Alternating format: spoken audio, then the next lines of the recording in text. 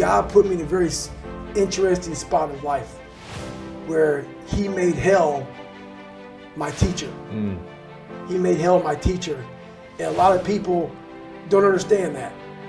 So I'm trying to give people a different thought process of life where failure, hell, disappointment, discomfort is a great learning tool.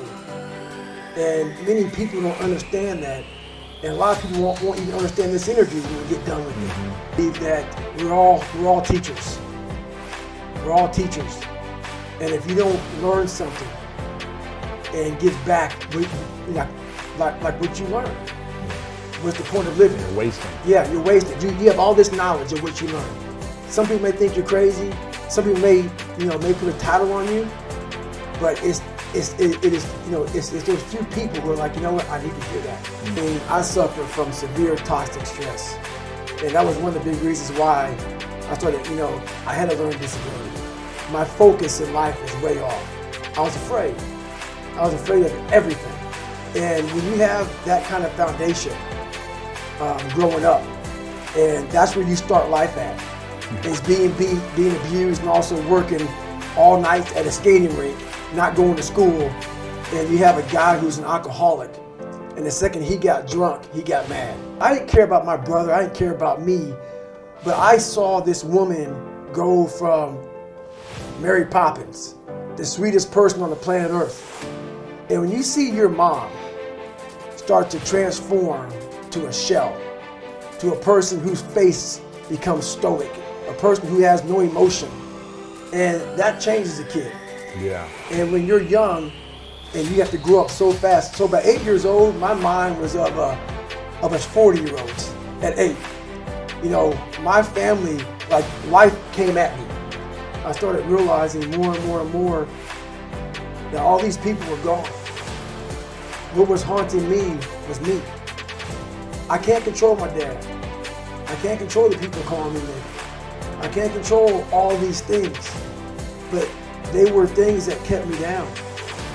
It started becoming my reality.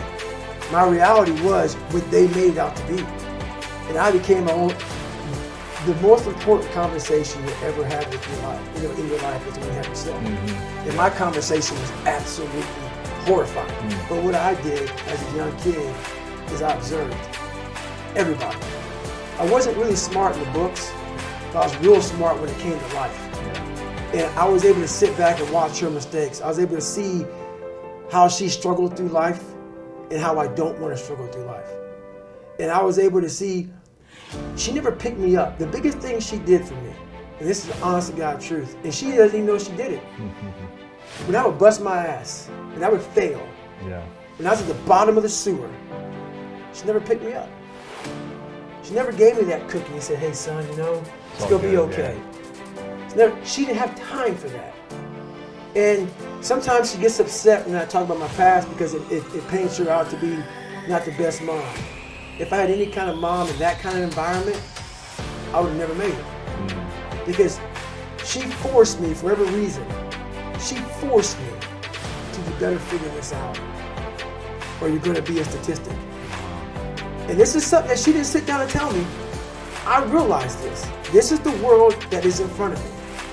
And what most people do is they see this world and they look at it as an excuse to get out of it. I started looking at it as this is the ultimate training ground for the rest of my life. I have all these valuable lessons because if you look out in the world right now today, it's not a nice place. I'm very prepared for it.